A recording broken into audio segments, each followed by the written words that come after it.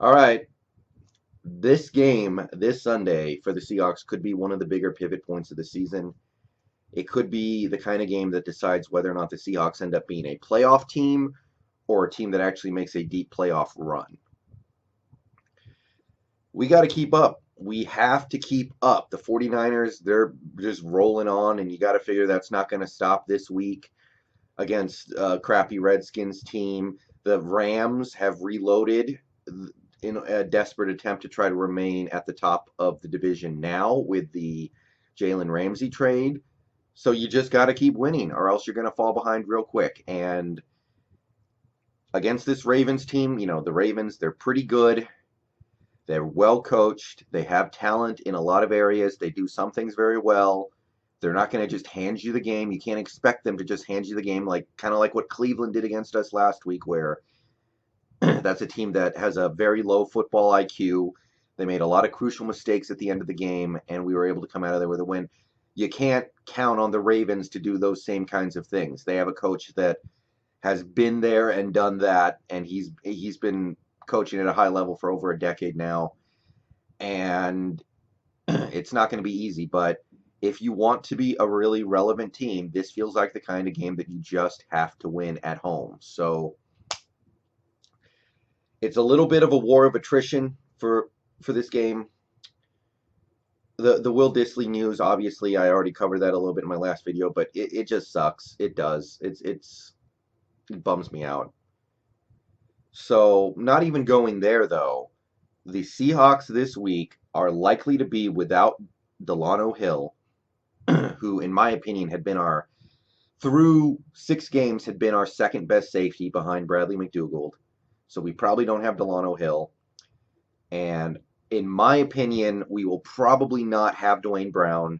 We will probably not have DJ Fluker, but he's on the fence. And I expect to have, this is just my gut, I expect to have Bradley McDougald and Ziggy Ansah and Quentin Jefferson, but all three of those guys showed up on the injury report this week. A couple of them did not practice. Bradley McDougald did not practice at all this week. Ziggy Ansah had a shortened practice on Friday, and that was it, I think. So we got beat up a little bit in that Cleveland game, and Dissly was the casualty, but he was not the only person who was scathed, let's call it. So my gut tells me the offensive line is going to be shorthanded yet again. We're going to be having George Fant at left tackle. We're going to be having Jamarco Jones at right guard. I'm not too worried about that. I think those guys can do the job. But if we do not have Bradley McDougald out there, that is a huge problem for this game because this Ravens team, they like to attack you deep. They like to go over the top. They like to hit big plays, most notably to a Hollywood Brown, but they can do it a couple different ways too. They've also got Mark Andrews, who's having a nice season at tight end for them. I like what I see from him so far. Arizona product, I think. And if we are weak at safety in this game, because there is a realistic scenario, I'm telling you, we might be starting Marquise Blair at one safety spot, and we might be starting Tedrick Thompson at the other safety spot. And if that's what we're working with, that is a huge problem for this game. So we need McDougald out there. We need him playing well, and we need probably Tedrick and Blair to rotate at the other safety spot and give us good snaps. Because the Ravens are going to challenge us deep. They're going to see what John Ross did against us. They're going to see what Juju Smith-Schuster did against us on that flea flicker play in Pittsburgh. They're going to feel like they can hit us for some big plays. And even Cleveland hit us for some big plays. The Odell Beckham play where Tedrick Thompson had the opportunity to knock that pass down and didn't make the play. They're going to try to attack that, and that's the main concern I have right now. So beyond worrying about that, I also know that we need to start getting pressure. We have not gotten a sack in 2 weeks. It is time for us to start harassing the quarterback. And look, Ziggy, the fact that he barely practiced this week does not make me feel good. Quentin Jefferson, having limited practice snaps this week, it sounds like he got hurt in practice, actually. That's really not good because he's honestly been our best or second best pass rusher so far this year. But whoever it is who's out there, because we are getting Jerron Reed back, and it sounds like he's ready to take on a pretty big load. Still have Clowney, still have Rasheem Green, still have Collier. Hopefully we have Anza for at least some snaps and Quentin Jefferson for at least some snaps. It's really time to start going off on some of these offensive lines. And the Ravens may be without Ronnie Staley, their star left tackle. So we need to see some signs of life from those guys. They are running out of excuses. Reed was the final excuse for those guys to not perform, and now he's back. So I need to see some pressure on Lamar Jackson, or else they're just going to be going for big plays all day. And I don't believe this ragtag group we've got at safety is going to be able to hold up very well. So, got to perform. Other than that, I'm looking for the linebackers to have a good game. Got to do some good gap containment against Lamar Jackson and Mark Ingram. You know they're going to use a creative offensive game plan that's going to try to catch players out of position and put them in one-on-one matchups with Lamar Jackson that he can win. So we need to tackle better. I know that. We've been a terrible tackling team through 6 games. Really, really looking to Michael Kendricks. Hopefully not. We have right now an infatuation with getting Michael Kendricks on the field for 85 to 90% of our defensive snaps. That really needs to stop. He's just not good enough to see the field for that many plays. And hopefully Jamar Taylor has played well enough over the last few weeks to where we feel comfortable putting him out there. But I'm really worried about what Kendricks could do in a game like this, where he misses a tackle and a 2-yard gain for Lamar Jackson turns into a 25-yard gain. But look, I believe that Lamar Jackson, he's having a much better season than Baker Mayfield, but I feel the same way about him in some ways. I think he's a good player with a lot of talent who is nowhere near close to being great yet. And if you force him to make mistakes, he will make them. If you pressure him, if you force him to read coverage, if you put him in bad spots, he will make mistakes.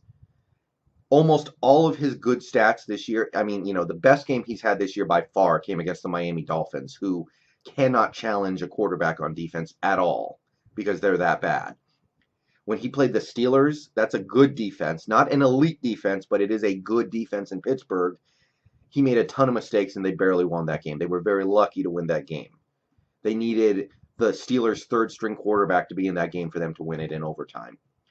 So there are mistakes that he will make if you force him to make them. So I'm really looking for the defense to find a way to do that. And if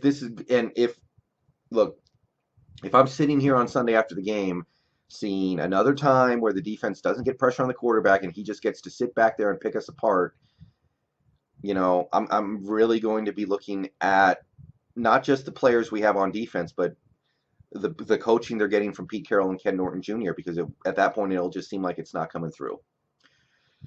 Good news is, whatever our defense may do, I feel really good about our offense in this game, even if the offensive line is banked up.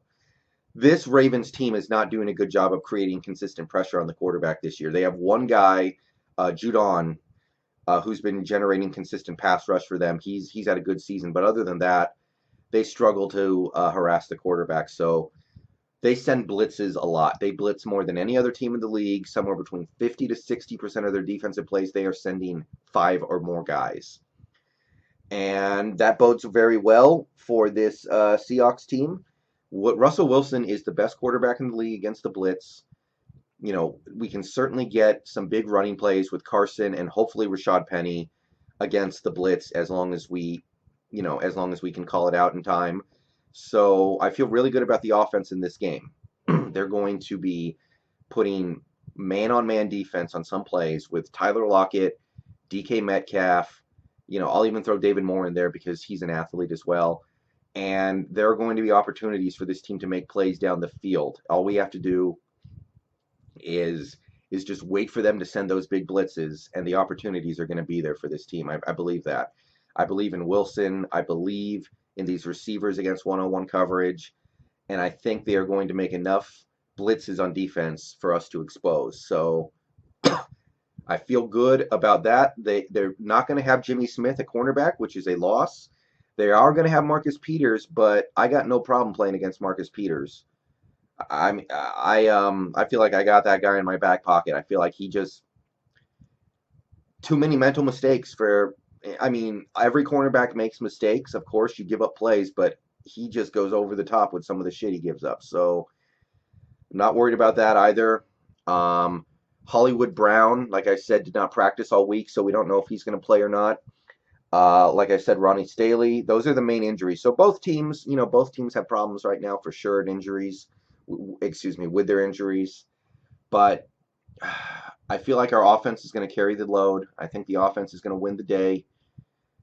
One thing I really want to see is Penny do something, because it is a losing formula to have Chris Carson touch the ball 30 times a game. Because if we continue to give Chris Carson this big workload, he's going to be worn out by the time the end of the season comes around. I don't want to see Carson getting 30 touches a game. That's a recipe for wearing out by the time the playoffs roll around. So, Penny, give me something to where I feel like we can give you enough carries to somewhat justify your first round draft status, and most importantly, give our workhorse running back some plays off.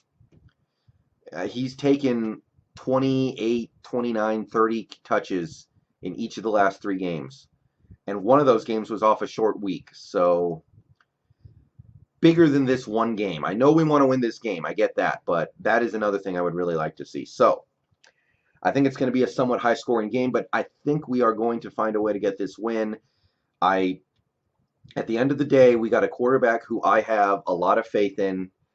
And the Ravens quarterback is just a guy who I feel like we can force into making some mistakes. And if the game comes down to that, which most shootouts do, I like our chances. All right, see you guys after the game. Go Hawks. Um, I don't know if this team is 6-1 good, but we have a very good chance this weekend to actually get to 6-1, and that would be, I mean, that's something that we just haven't done these last few years. These getting off to a fast start really could make the difference between this team just winning a playoff game and maybe getting to the Super Bowl. So I didn't even mention Earl Thomas in this video. I'm honestly I'm over it, the Earl Thomas stuff. I'm not even really thinking about it personally. I don't know how you guys feel. Let me know how you guys feel about it. But to me, he's a guy that I still like a lot. I still appreciate everything he did, but he's just a player on the other team now. So, yeah.